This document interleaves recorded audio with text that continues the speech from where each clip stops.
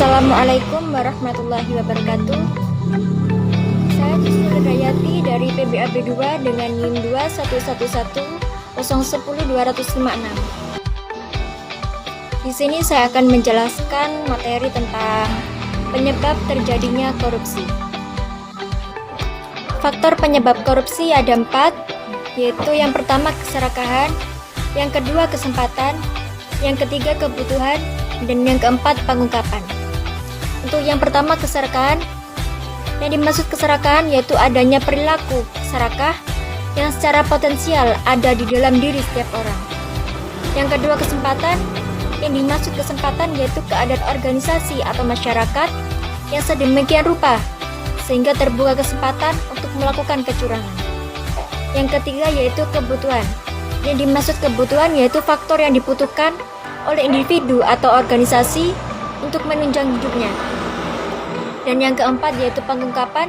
Yang dimaksud pengungkapan yaitu konsekuensi yang dihadapi oleh pelaku kecurangan apabila pelaku ditemukan sehingga korupsi berlangsung terus-menerus. Perilaku korupsi menyangkut berbagai hal yang bersifat kompleks. Faktor penyebabnya bisa dari faktor internal, yaitu faktor penyebab terjadinya korupsi yang berasal dari diri sendiri atau dorongan keluarga. Dan faktor eksternal, yaitu faktor penyebab terjadinya korupsi yang berasal dari luar kehidupan pribadi seseorang. Faktor internal. Di faktor internal ini mencakup 4 aspek. Aspek pertama yaitu aspek perilaku individu, yang kedua yaitu kelemahan pendidikan dan etika, yang ketiga yaitu aspek sosial, dan yang terakhir yaitu aspek budaya.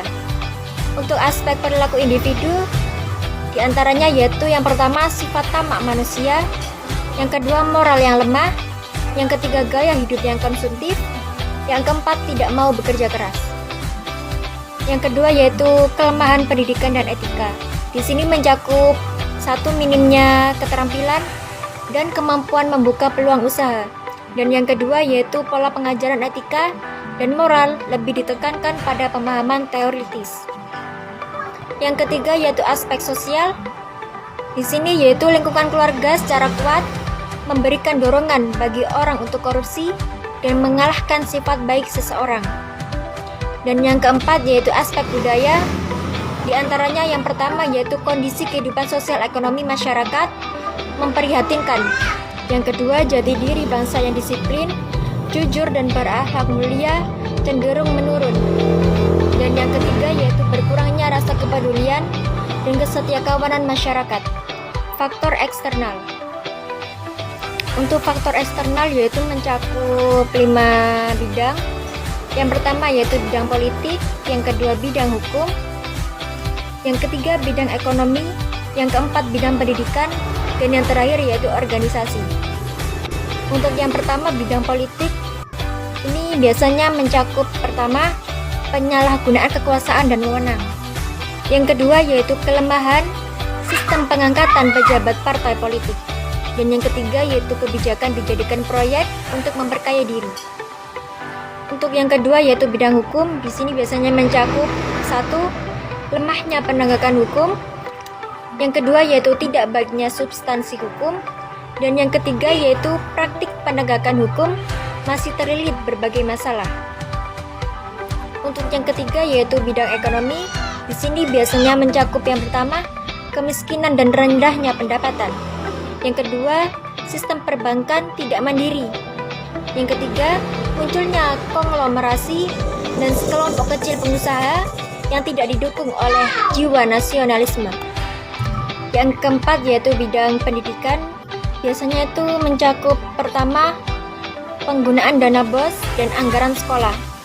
Yang kedua penerimaan murid baru, dan yang ketiga yaitu pungutan liar dan pengangkatan guru menjadi CPNS. Dan yang terakhir yaitu organisasi. Biasanya itu mencakup pertama kurangnya sikap keteladanan kepemimpinan, yang kedua tidak adanya kultur organisasi yang benar, dan yang ketiga yaitu kelemahan sistem pengendalian manajemen. Dapat disimpulkan bahwa korupsi adalah suatu tindak pidana yang merugikan banyak pihak.